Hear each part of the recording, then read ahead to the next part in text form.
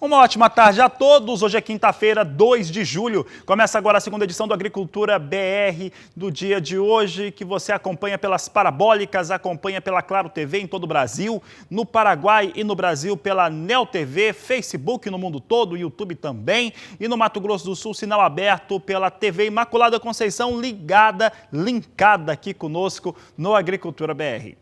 Começa o programa de hoje falando a respeito de embarques, de exportação, porque ontem tivemos, no começo da tarde, a Secretaria de Comércio Exterior trazendo os números para o que aconteceu com as exportações brasileiras em junho e os resultados são ótimos. E vamos falar agora de carne bovina e carne suína e eu começo pela carne bovina porque a alta é realmente elevada. Acompanhe comigo o que aconteceu aqui, um resumo nesse quadro que mostra o que aconteceu com a carne bovina brasileira que foi exportada fresca, refrigerada ou congelada, que somou 152.470 toneladas, uma alta de 33,1%. Já a receita de faturamento da indústria frigorífica exportadora, vejam só, olha como sobe, 48,2% de alta, com $655.470.000 de faturamento,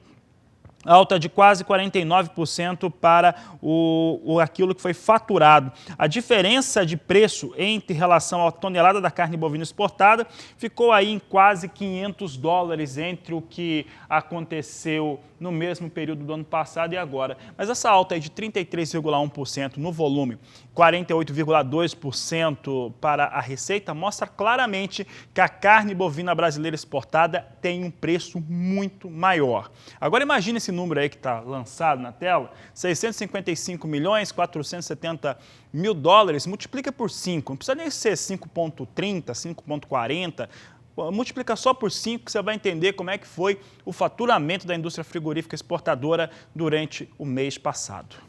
Mas a coisa estava boa mesmo, porque os embarques também de carne suína foram elevadíssimos. Veja conosco agora como é que foi, porque se carne bovina subiu, carne suína subiu mais ainda em relação aos embarques, quando comparado ao mesmo período do ano passado.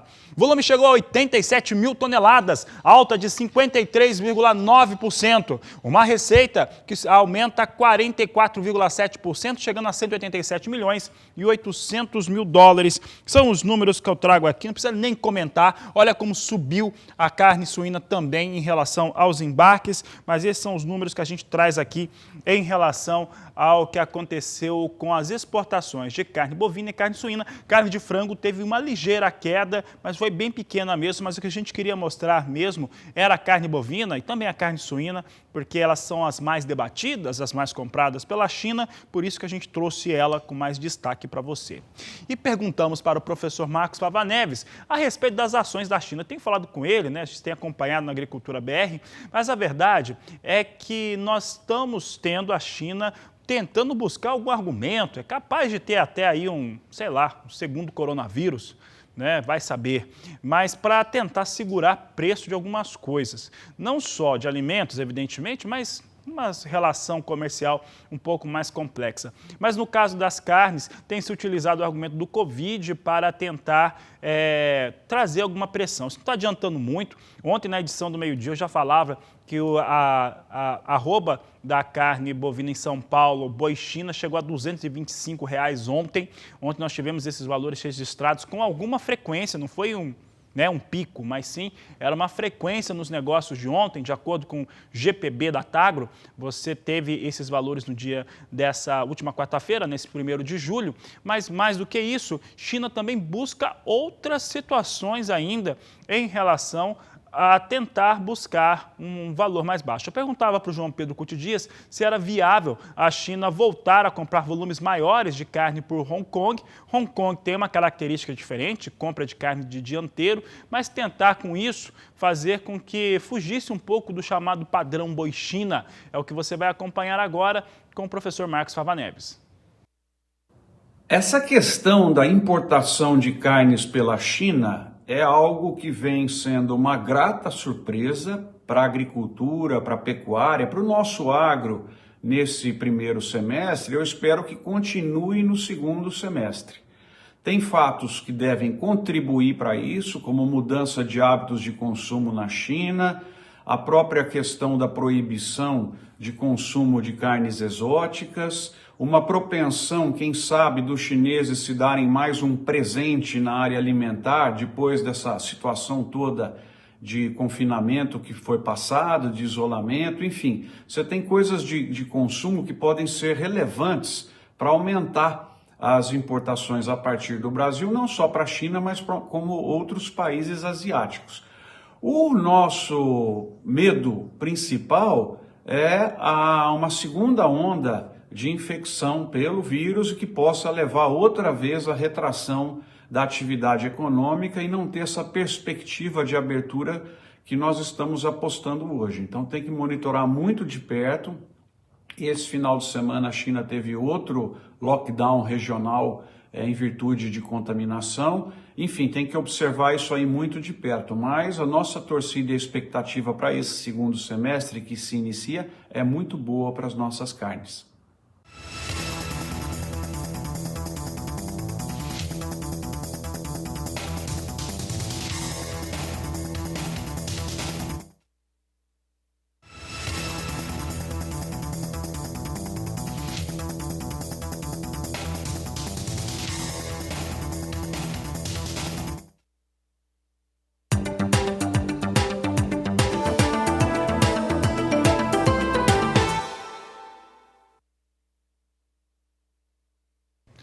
Bom, trazemos números agora da antiga FC Stone, agora StoneX ou StoneX, que mudou o nome agora para StoneX, mas de qualquer maneira, ela trouxe números novos em relação ao que acontece com a soja aqui no Brasil. Elevou a estimativa de produção e elevou também a estimativa de exportação da oleaginosa. Vamos começar pela produção, números que você acompanha comigo. A safra brasileira já está totalmente resolvida, está lá os nomes, né, para você ter a referência, agora é a nova FC Stone. Junho, 120 milhões 850 mil toneladas. Julho, 122 milhões e 600 mil toneladas. Isso acontecendo porque elevou-se um pouco a estimativa de produtividade aí. A projeção subiu de 54,83 sacas para mais de 55, para 55,66 sacas por hectare. Quase que eu esqueço aqui, mas tem a nossa cola para olhar aqui. Então sobe para 55,66 sacas por hectare. E com uma situação de produtividade maior, você teve a produção melhor, por isso que chegou a 122 de novo. E não é só isso. O que se elevou também foram as exportações ou a estimativa de exportação até o final do ano. O mercado aponta que vai sair muita soja do Brasil e o estoque de passagem brasileiro vai lá embaixo. É isso mesmo. Isso não é só a antiga FC Stone que está dizendo, não. Outras instituições também estão dizendo, daqui a pouco eu falo, mas as exportações vão chegar a 80. Olha só, em junho a estimativa era estimada em 77 milhões de toneladas pela empresa de consultoria, agora essa estimativa sobe para 80 milhões de toneladas. É representativa essa alta estimada pela instituição, pela empresa de consultoria, porque aumenta 3 milhões de toneladas. Ora, mesmo chegando a 122 milhões de toneladas de produção, mas exportando 80 e consumindo o que consome, fica muito claro, não vai ter soja no Brasil na virada do ano. As estimativas da Biov, dessa nova FC Stone, né, a Stone X ou Stone X, ela fica ali com uma estimativa abaixo de 1 milhão de toneladas em relação à soja no estoque de passagem no Brasil. Provavelmente vai ter que comprar soja, vai ter que fazer um drawback, comprar soja em algum lugar aí para trazer para o país, porque vai ficar complicado para a indústria local ter o produto disponível aqui no país.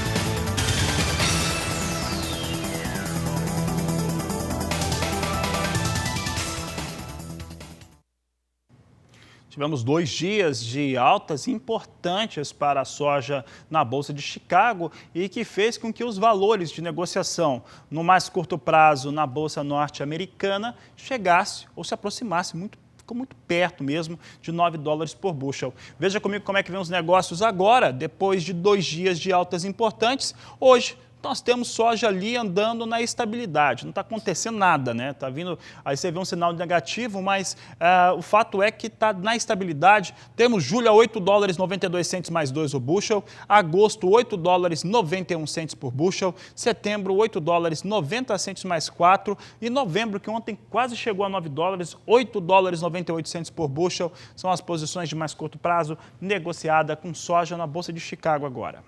Vamos dar uma olhada no dólar comercial determinante nos preços aqui no Brasil. Você vê aqui o dólar mais uma vez em alta. A alta neste momento é de 0,24%, com o dólar negociado a R$ 5,33 mais um. Assim vem os negócios com a moeda norte-americana. Bom, e é sobre dólar, sobre mercado financeiro que vem acontecendo e que impacta no negócio do produtor rural, que eu converso com Walter Pulga Júnior agora, que fala ao vivo, direto de São Paulo, na sede da Bolsa Brasileira de Mercadorias. Walter Pulga, boa tarde, seja bem-vindo. Boa tarde a todos. Fabiano, o dólar está oscilando bastante. Abriu em baixa, é verdade. Começaram as primeiras operações do dia, o dólar recuava um pouco, chegou a cair para R$ 5,27, né? Essa faixa vinha em baixa. Em seguida, repercutiu positivamente a criação de empregos nos Estados Unidos acima do que se esperava. Veja, o mercado norte-americano abriu 4.800.000 vagas de trabalho apenas durante o mês de junho. São dados do relatório de emprego, conhecido como payroll, né, no jargão do mercado, que foram publicados nesta quinta-feira. É publicado pelo Departamento de Trabalho lá dos Estados Unidos. Como no mês passado, a leitura surpreendeu as expectativas do mercado. Aliás, essa expectativa reforça a tese de uma recuperação econômica no mercado americano. Em média, os analistas consultados pelo broadcast da Agência Estado, por exemplo, apontavam a criação de 3.700.000 empregos. Mas o número veio bem mais acima, veio a 4.800.000 empregos. Isso indica uma recuperação no mercado americano e, lógico, vai influenciar todo o mercado mundial. O salário médio por hora dos trabalhadores americanos, no entanto, caiu 1,27% entre maio e junho, ou seja, caiu 35 centavos para $29,37 por hora. Salário recuou nos Estados Unidos, mas o volume de emprego aumentou muito. Na comparação anual, houve um acréscimo de 6,75%. Alguns analistas esperavam ganhos aí de 1,5% na comparação mensal, 9,5% no confronto anual. Mas o salário lá recuou um pouco. De qualquer maneira, esse número pesa positivamente para o mercado americano. Mas, por isso, lógico que o dólar teve alguma reação. Mas não resiste não, viu? Neste momento, a R$ 5,32, tem uma alta muito leve de 0,09%. Ou seja, o dólar chegou a subir para 5,34, uma valorização do dólar frente a outras moedas, mas não resistiu não. Agora a alta é bem leve. Dólar e juros se firmam em queda depois desses dados divulgados pelos Estados Unidos. Apesar de sinalizar aí uma recuperação econômica rápida nos Estados Unidos, é até surpreendente, o fato é que outras economias também apresentam alguma melhoria.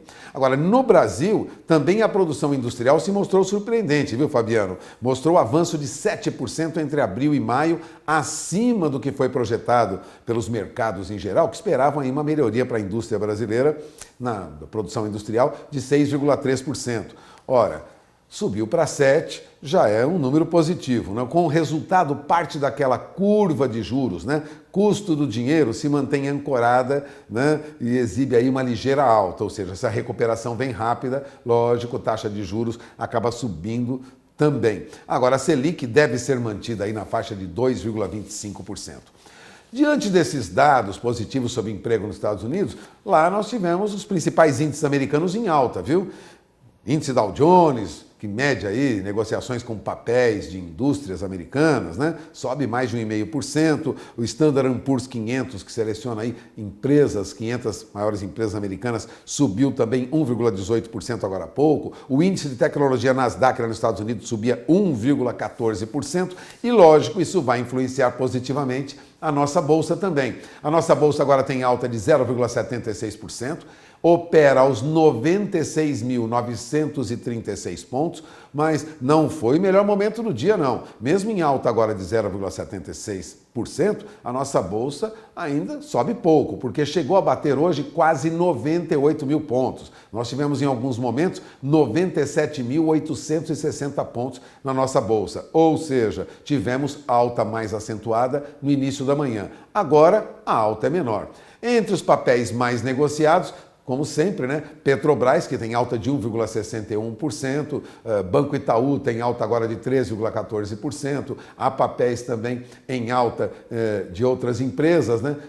Além do Banco Itaú, nós temos a Embraer aí com alta também, papéis da Azul, né? A empresa aérea Azul tem uma recuperação hoje, tem uma alta hoje. Então, o movimento parece positivo. A expectativa é de que nós tenhamos até o final do dia um fechamento positivo nas principais bolsas do mundo, porque os mercados... Vamos para acompanhar o mercado internacional? Veja, nós temos verde na tela em quase todas as bolsas do mundo. A Europa vai encerrando negociações em alta nas principais bolsas, tanto na bolsa alemã como na bolsa do Reino Unido. E o petróleo também vem em alta, viu? O petróleo tipo Brent agora acima de $42,50 o barril, tem alta de 1,24%. Eu acompanho aqui também o petróleo WTI, que tem um valor mais baixo, mas para se ter uma ideia, já é negociado agora acima de $40 o barril, alta de 0,68%. Vale lembrar que petróleo há alguns meses estava na faixa de $28. Em alguns momentos, piores momentos deste ano, chegou à faixa de $20 o barril, abaixo de $20 o barril. Já opera na faixa de 40 a 42 entre o WTI, o petróleo tipo Brent, que é um petróleo de qualidade melhor. Significa que há alguma recuperação em preços em geral no mercado, com a expectativa de uma retomada da atividade econômica em diferentes regiões do mundo. Lógico, há muita preocupação com a pandemia ainda, tanto na China como nos Estados Unidos, em alguns países europeus, mas o fato é que há no mercado uma perspectiva positiva neste momento, notadamente com dados apurados lá nos Estados Unidos. Fabiano? Obrigado, Walter Pulga. Daqui a pouco ele volta, vai falar a respeito aí da questão dos precatórios ligados à Copersucar. Vamos entender o que está acontecendo no mercado.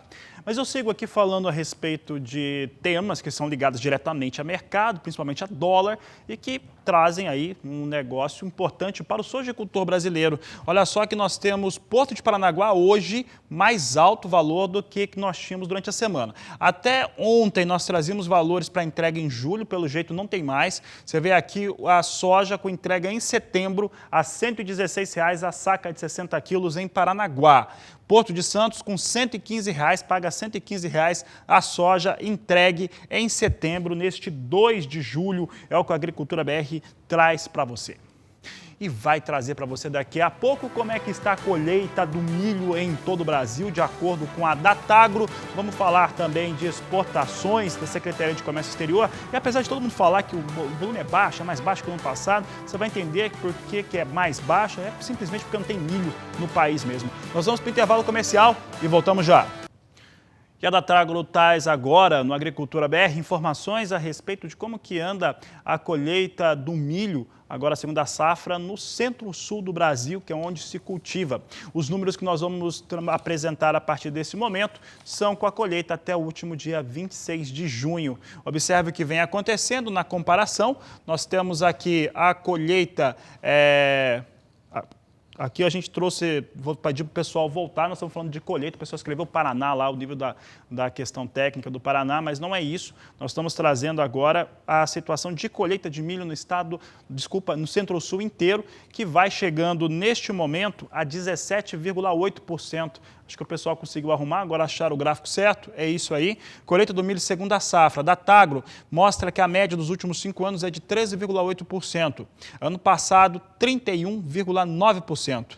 E agora, até o último dia 26, 17,8% são os números que eu trago agora em relação à colheita do milho, chegando a quase 18%, evidentemente mais lento que ano passado, já que em 2019 foi bastante acelerada a situação de colheita do milho.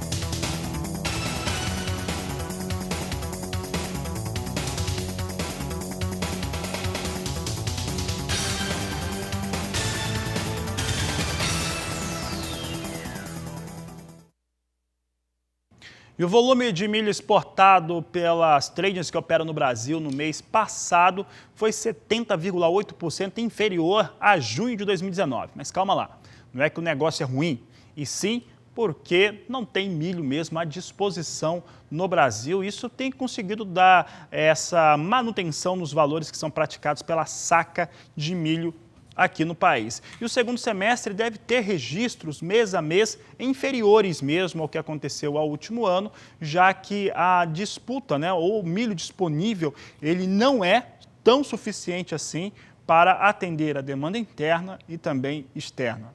Veja comigo agora como é que vem esse cenário. Os números são da Secretaria de Comércio Exterior. Volume de 348.100 toneladas exportadas. Queda, como eu disse, de 70,8%.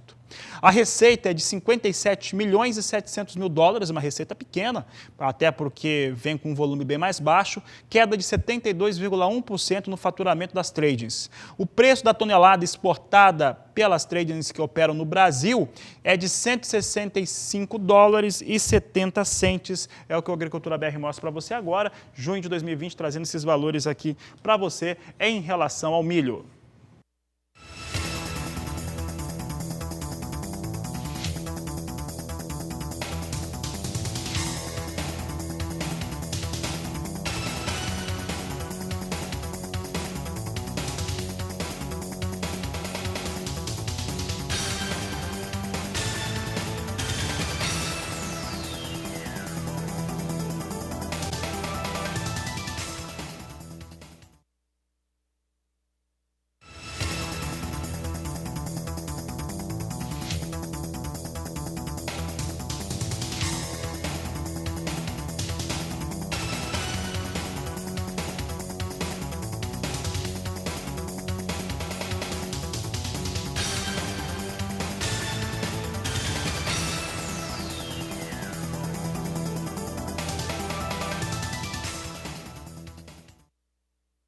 Daqui a pouco eu falo dos números que foram apresentados pela Única, a gente vai falar um pouco de cana-de-açúcar agora, mas o Walter Pulga Júnior fala agora sobre esse pagamento de precatórios da Copersucar.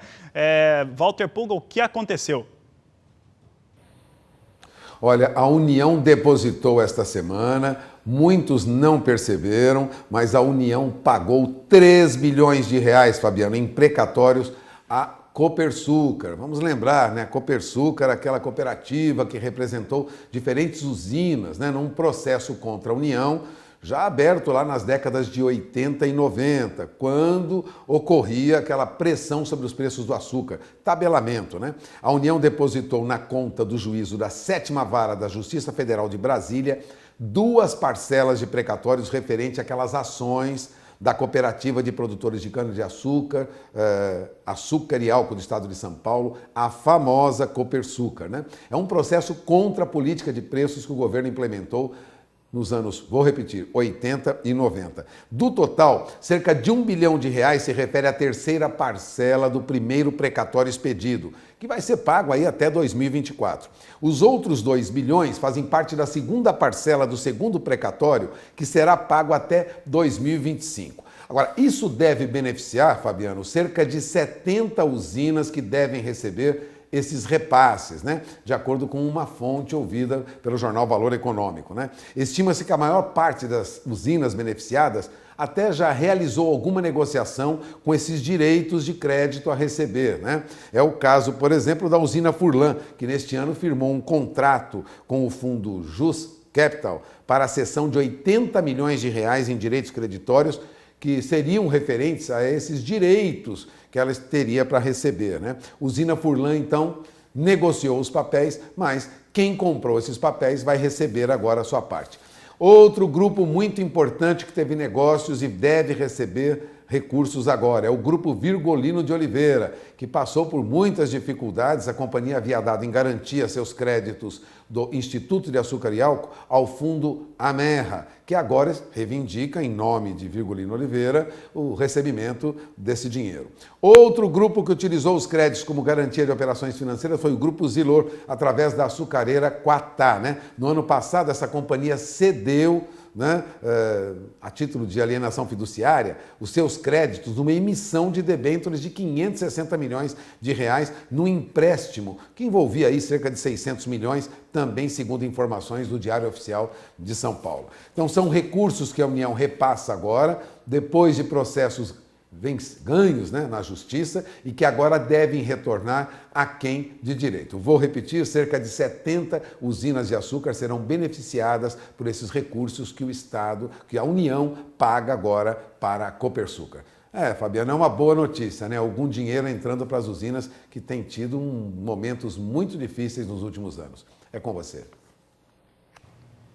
Tá certo, Walter Pulga Júnior, a gente segue falando a respeito de cana-de-açúcar.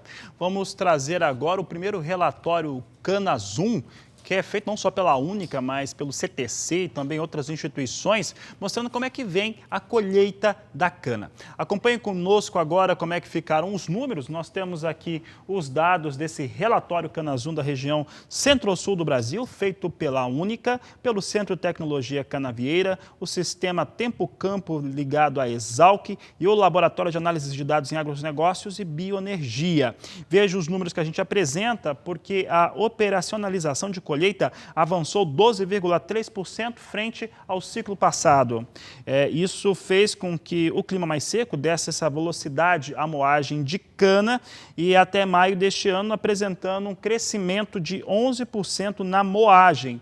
Ali nós temos um outro dado importante, a concentração de açúcares, totais recuperáveis de 6,7%, chegando agora a 126,6%. Esses são os dados ali, o número que está escrito do área colhida, na verdade, a moagem chegando ali a 11% para a cana, de acordo com esse novo relatório, primeiro dele, que foi apresentado, mostrando esse início de safra 2020-2021 para a cana-de-açúcar brasileira.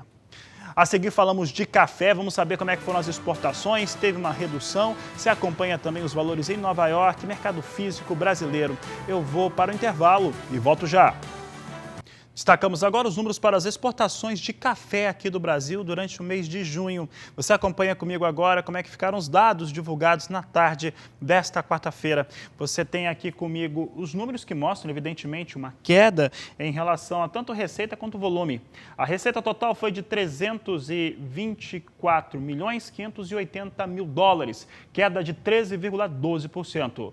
O volume embarcado caiu mais, caiu 16,21%, chegando a 2.490.000 sacas de café, de acordo com a Secretaria de Comércio Exterior, números mais baixos, era esperado mesmo que isso ocorresse em relação ao café.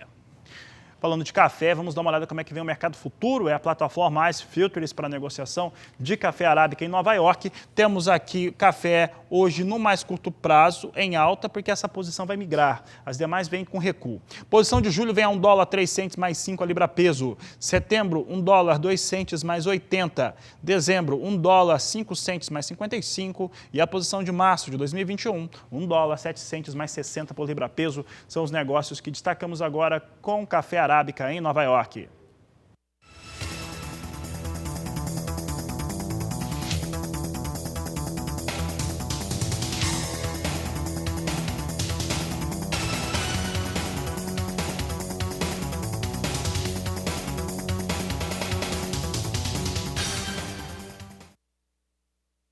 Seguimos falando de café e agora falamos sobre café Robusta na Bolsa de Londres. Você tem aqui os números para o Robusta vindo em queda nesta quinta-feira. Setembro, $1.195 a tonelada. Novembro, $1.213.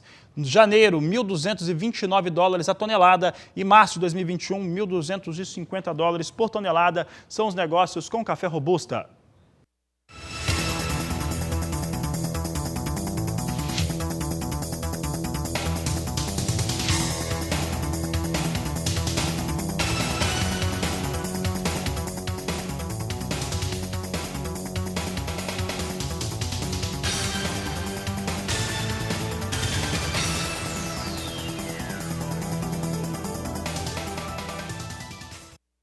Vamos falar de carne. Agora, essa história da China suspendendo a indústria frigorífica por contaminação de Covid, aqui em relação a todo mundo que a gente já consultou internamente, inclusive no entendimento da agricultura BR, isso é só manobra para tentar segurar um pouco o preço da tonelada da carne. Ontem mesmo tiveram que pagar bem mais caro. Isso vai acontecer com uma frequência ainda maior até o final deste ano. De qualquer maneira, nós vamos trazer agora o entendimento de o que está acontecendo nesse mercado, sobre China, se China tem essa capacidade toda de conseguir pressionar mercados, até porque parece que não tem de onde comprar. Aliás, seguramente não tem de onde comprar carne bovina em nenhum país. É o que nós vamos acompanhar agora nessa entrevista do analista da Rabobank com Walter Puga Júnior. Wagner, muito obrigado. Você recebeu o nosso convite, prontamente aceitou. Vamos começar pelo assunto do dia a dia, né? A China decidiu suspender alguns frigoríficos no Brasil e em outros países do mundo também. O que a China está alegando para tomar essa atitude, Wagner? Olá, Puga, olá a todos que nos acompanham. Sempre um grande prazer estar aqui. Bom, realmente a gente teve uma notícia nova nesse final de semana com relação à suspensão de 3 plantas por parte da China. Basicamente é um problema bem novo, ainda tem bastante informação ainda para ser esclarecido de ambas as partes, mas basicamente tem uma suspeita muito forte de uma segunda onda do coronavírus na China. Isso sem dúvida traria impactos muito grandes. E a principal suspeita hoje que se tem é em cima do salmão, né? Então, basicamente, esse susto que o mercado chinês está passando hoje está fazendo com que ocorra uma rigidez com relação aos procedimentos de importação e principalmente com relação à qualidade dos produtos, principalmente de carnes que estão sendo importadas hoje, né? Então, isso é um acontecimento que não está sendo exclusivo do mercado brasileiro. Existem um pouco mais de 20 mercados em todas as regiões do mundo sendo impactados também com a suspensão, mas basicamente por conta de uma segurança alimentar sanitária, né, por parte do importador chinês. Bom, há hoje notícias, né, já no decorrer desta semana, de que nós teremos aí mais alguns frigoríficos, provavelmente 2 frigoríficos, que seriam também suspensos, além dos outros 3 que a China suspendeu e um que o Ministério da Agricultura já decidiu antecipadamente suspender a liberação para exportação, né, rumo à China. Isso já preocupa quem está no mercado, Wagner?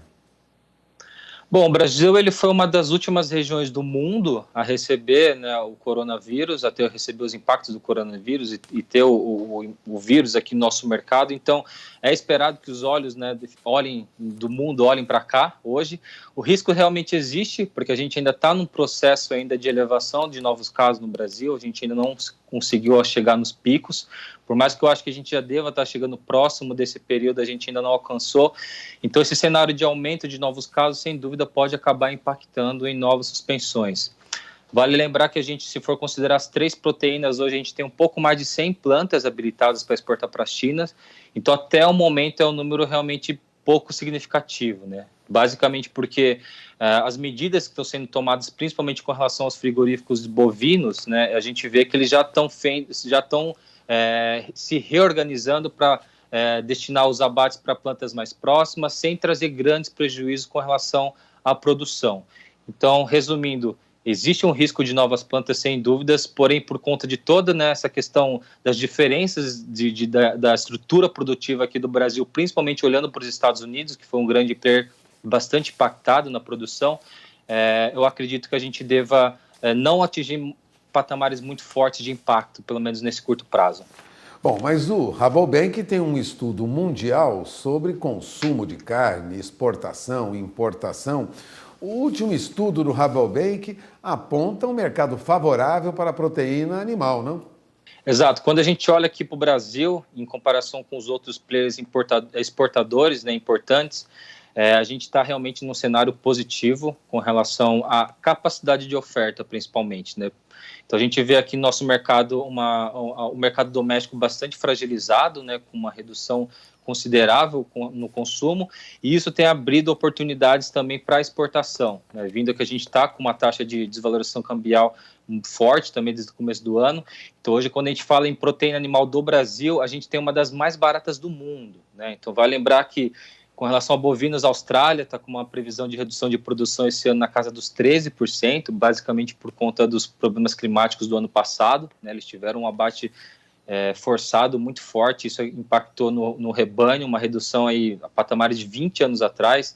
Outro destaque também é a China, né? Que, como já esperado, a questão da PSA, para a carne suína, uma queda de 15% a 20% para esse ano. Estados Unidos também, com relação à carne suína, foi bastante impactado, mais uma redução de produção esse ano na casa dos 3%. União Europeia também, carne bovina com expectativa de queda. Então, quando a gente olha para os outros players, tanto o setor da demanda quanto o setor da oferta foi bastante impactado. Quando a gente olha para o Brasil, a gente já no cenário que a gente tem capacidade de destinar parte do que seria consumo doméstico esse ano para as exportações, com a vantagem também da questão cambial, né, que o nosso produto é realmente muito mais atrativo. Então esse, sem dúvida, é um ano difícil, vai ser um ano desafiador, né, para o Brasil, não só para o Brasil, mas para todas as regiões do mundo, mas pensando em capacidade de oferta e em participação no cenário internacional das exportações, o Brasil tem uma posição vantajosa aí para os próximos meses. Isso significa que para o produtor nós teremos preços melhores? Recentemente, boi teve uma alta acentuada já da semana passada para esta. A perspectiva é de alta nos preços para suíno, frango e carne bovina aqui no Brasil. Como vocês do Rabobank analisam essa situação hoje para o produtor brasileiro? Bom, com relação à carne suína e a carne de frango, eles tiveram um comportamento parecido com relação a preços nesse início de ano, basicamente porque eles começaram esse primeiro trimestre num ritmo de produção muito forte, né, se espelhando no último trimestre do ano passado, que realmente foi muito bom para as exportações, porém com a entrada do coronavírus aqui em meados de março, isso derrubou muito o consumo doméstico, né? Então os níveis de oferta acima da demanda para suínos e aves trouxe uma queda de preço muito forte em abril, né, na casa dos 2 dígitos, porém agora nos dados de junho a gente já vê uma recuperação dos preços, ou seja, né, um equilíbrio maior entre oferta e demanda e já uma possível reação aí com relação aos preços por conta de demanda, né, e também uma redução da oferta. No caso do setor de bife, a gente vê que realmente os preços têm ganhado um pouco de força nessas últimas semanas, basicamente por conta de China, né, que nos últimos 3 meses tem sido crescente as exportações para esse mercado. Nesse último dado de maio agora, as exportações para a China praticamente chegaram próximos aos patamares de novembro, outubro do ano passado, então são realmente níveis altos. E nesse momento de baixa oferta, então, tem trazido esse momento de impulso de preços. Esse movimento pode continuar nos próximos meses, a gente não acredita em grandes saltos de preço ainda, mas para esse curto prazo, sem dúvida, principalmente pensando nesse primeiro giro do confinamento, que foi bastante prejudicado por conta da falta de atratividade, de custo de produção principalmente, a gente espera uma oferta menor e isso pode dar um pouco aí de impulsos, mas não tão muito altos com relação ao preço do boi gordo. Vamos fazer um resumo da situação para o criador que trabalha lá com aves, com suínos e com bovinos. A perspectiva, tanto do ponto de vista da exportação, como de alguma melhoria para o consumo interno, ela é boa para todos 2020? A gente tem que encarar que o ano 2020 ele vai ser bastante desafiador, né? Principalmente quando a gente vê as projeções com relação ao PIB, uma queda na casa dos 7%, segundo as nossas expectativas.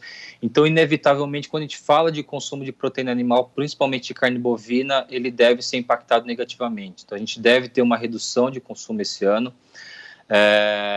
E é lógico que a questão do coronavírus é um outro ponto também que vai dar um pouco mais de claridade com relação à recuperação da demanda doméstica, né? Então a gente tem um pouco mais de claridade de como vai ser o comportamento da demanda nesses próximos meses, porém ainda é bastante duvidoso a que níveis essa demanda vai se comportar nesses próximos meses, que vai depender muito de quando a gente vai conseguir adotar as medidas de flexibilidade de isolamento por conta do coronavírus, né? Então uma possível redução dos novos casos, isso vai impactar diretamente, mas também esse cenário de aumento de desemprego, redução do PIB, que sem dúvida vai impactar negativamente. Então, é um ano mais difícil, esse ano do que 2019, muito mais desafiador, porém a gente tem a questão do mercado internacional, né? Então a gente vê essa dicotomia, então principalmente quem é o produtor que consegue produzir para mercado externo, ele vê um cenário de margens um pouco mais elevadas do que o mercado doméstico, que infelizmente vai ter uma redução para esse ano, provavelmente. Quem trabalha com produto voltado para exportação tem melhores condições no mercado hoje, diante do que ocorre em todo o mundo. Perfeito, perfeita análise, mas quando a gente fala em mercado doméstico, infelizmente ele é o maior, ele é mais forte, né? Nosso mercado doméstico para as 3 proteínas, então de uma forma geral a gente deve ter um cenário um pouco mais desafiador esse ano do que o ano passado, principalmente por conta da demanda, né?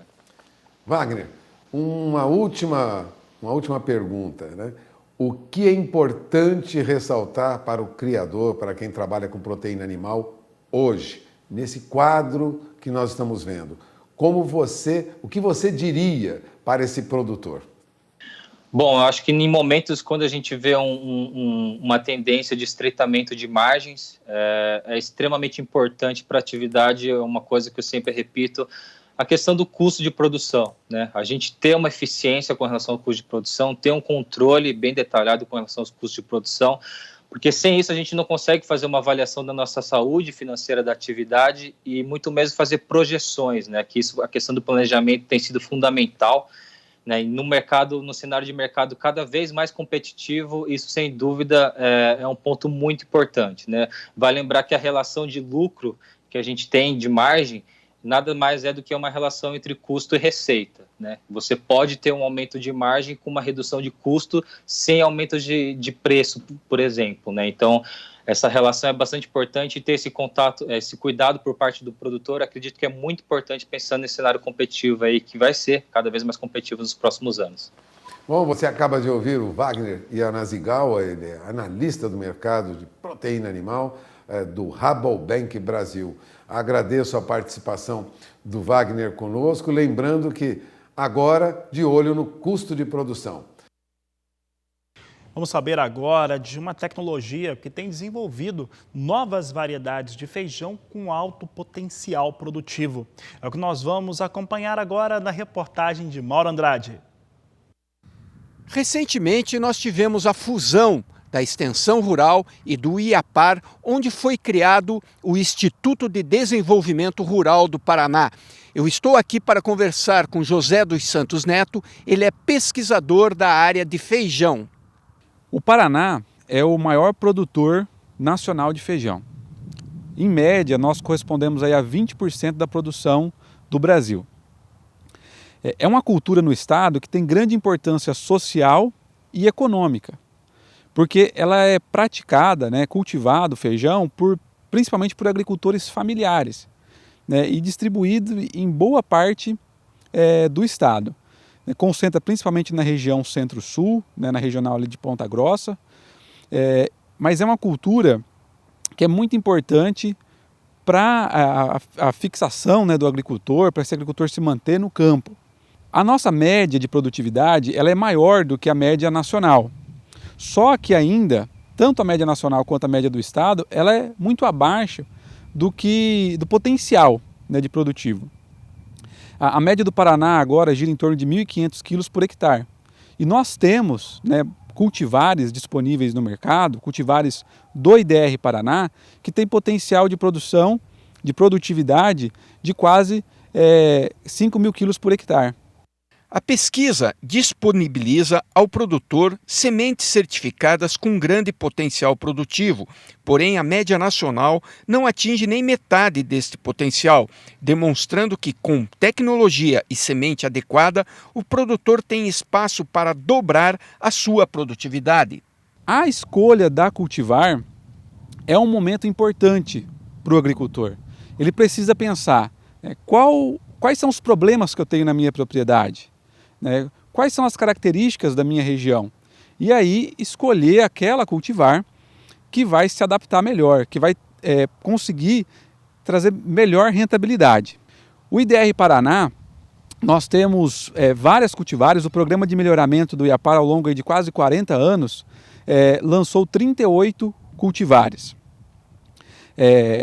Nós temos cultivares, por exemplo, com resistência à murcha de fusário, cultivares moderadamente resistentes a crestamento bacteriano, murcha de curto bactério, antracnose. São doenças importantes que ocorrem nas lavouras de feijão do estado do Paraná. As últimas cultivares que foram lançadas pelo IDR foram IPR Urutau, do Grupo Preto, e IPR Sabiá, do Grupo Carioca. O IPR Urutau é uma cultivar de ciclo médio, 84 dias, então um pouco menor do que as outras cultivares que estão no mercado de ciclo médio, com um potencial de 4.900 quilos por hectare. Qual é o grande diferencial dessa cultivar, além do potencial produtivo? Ela é resistente ou moderadamente resistente às principais doenças da cultura. O IPR Sabiá, do Grupo Carioca, também apresenta ciclo médio, de 87 dias, com um potencial produtivo de 4.800 quilos por hectare. E ela também é resistente ou moderadamente resistente às principais doenças da cultura. De Londrina, no Paraná, Mauro Andrade.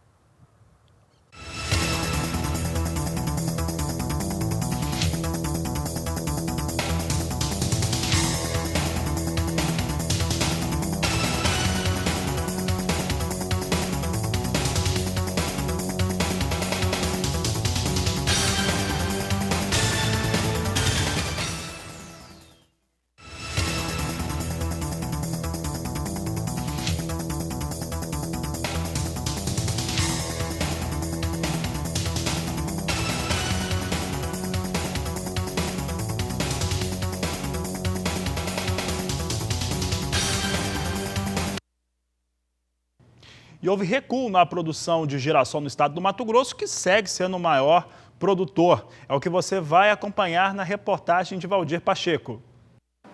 Olá! O girassol é uma cultura que nos últimos anos vem se apresentando como opção de rotação e sucessão de culturas nas regiões produtoras de grãos, principalmente após a soja na região centro-oeste. A maior tolerância à seca, a menor incidência de pragas e doenças, além da ciclagem de nutrientes, principalmente potássio, são alguns dos fatores que têm possibilitado sua expansão e consolidação como cultura técnica e economicamente viável nos sistemas de produção. Mato Grosso é o estado campeão na produção de girassol. No momento, encontra-se em plena colheita da cultura e, de acordo com o levantamento recente da Conab, Companhia Nacional de Abastecimento, produtores do estado que apostaram no cultivo do girassol conseguiram bons preços em Cuiabá, onde foi negociado em torno de R$ 70 a saca de 60 quilos. E a venda antecipada já está em torno de 94% da produção.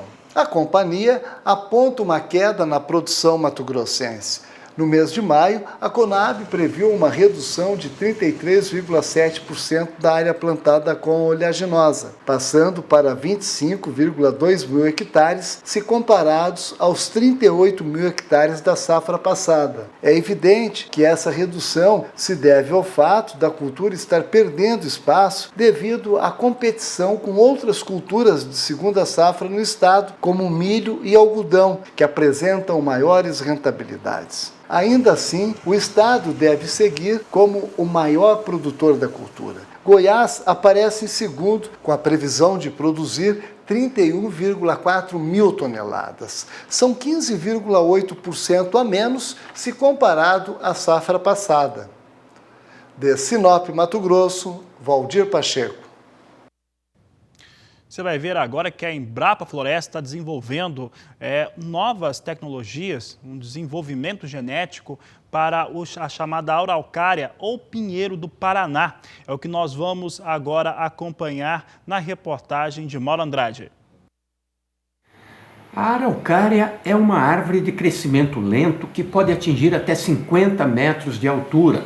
Na natureza, produz os primeiros frutos, o pinhão, por volta dos 13 anos, mas a Embrapa está conseguindo reduzir esse prazo.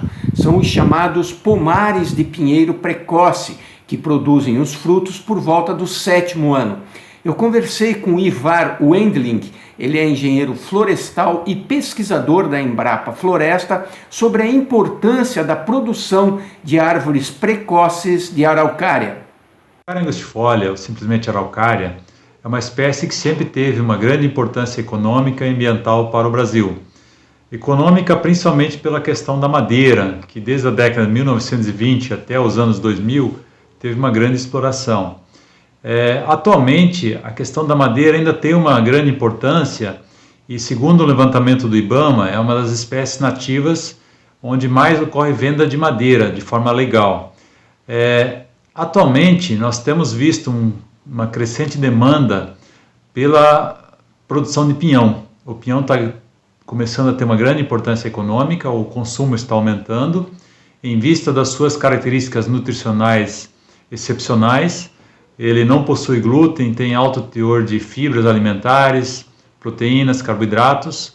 Então é um produto que tem sido demandado não só no Brasil, mas também no exterior. Em vista dessa grande importância, nós temos desenvolvido um sistema para a implantação de pomares para a produção precoce de pinhão. Ao invés do produtor esperar, então, 12 a 15 anos para ter colheita de pinhão, nós conseguimos, com esse processo, implantação de pomares que iniciam a produção aos 6 a 10 anos após o plantio. E é importante destacar que esses pomares têm uma produtividade muito maior do que a colheita que atualmente está sendo feita em florestas nativas. A qualidade também tem sido melhor. É importante destacar também que essa araucária ela possibilita seu plantio em beira de estrada, em divisas de propriedades, não interferindo, não concorrendo com áreas já abertas da propriedade. Então é uma opção de renda bem interessante para o produtor rural, além da questão ambiental fantástica que a espécie também nos proporciona. Momentos finais do programa, veja comigo como é que vem os negócios com soja na Bolsa de Chicago. Eu tenho soja hoje vindo na estabilidade, posição de julho vem para $8,90 mais 2 o bushel, agosto 8,91, setembro $8,90, novembro vindo com negócios a $8,97 por bushel. Trago em destaque agora o dólar comercial sendo negociado. Nós temos aqui a moeda norte-americana a R$ 5,32 mais 2, também na estabilidade dólar neste momento. São as informações aí do Agricultura BR, que traz para você agora uma grande oportunidade de você conhecer essa iniciativa do Canal do Boi, o @play. Oferta de bezerros para recria e engorda. São 51 machos Nelore de 8 a 10 meses com 209 quilos em média. Os animais estão a 70 quilômetros de Rio Negro, sentido Aquidauana, e a 220 de Campo Grande. O local permite acesso para a carreta baixa transitar tranquilamente. Se você já é cadastrado, dê seu lance online agora ou entre em contato com o @play pelo telefone 67 2107 8727 ou envie mensagem via WhatsApp 679 9150 1000. @play, plataforma digital de leilões e negócios. Lote com 35 machos cruzados para recria e engorda. A era dos animais é de 8 a 10 meses, com média de peso 208 quilos. Estão a 70 quilômetros de Rio Negro, sentido Aquidauana, e a 220 de Campo Grande. Estrada em ótimas condições, com fácil acesso para a carreta baixa transitar até o asfalto. Se você já é cadastrado, dê seu lance online agora ou entre em contato com o @play pelo telefone 67 2107 8727 ou envie o WhatsApp para o telefone 67991501000. @play, plataforma digital de leilões e negócios. Mais informações você tem na nossa programação e no portal sba1.com. Essa edição do Agricultura BR fica por aqui. Nós voltamos logo mais às 16 horas. A todos um grande abraço e até lá!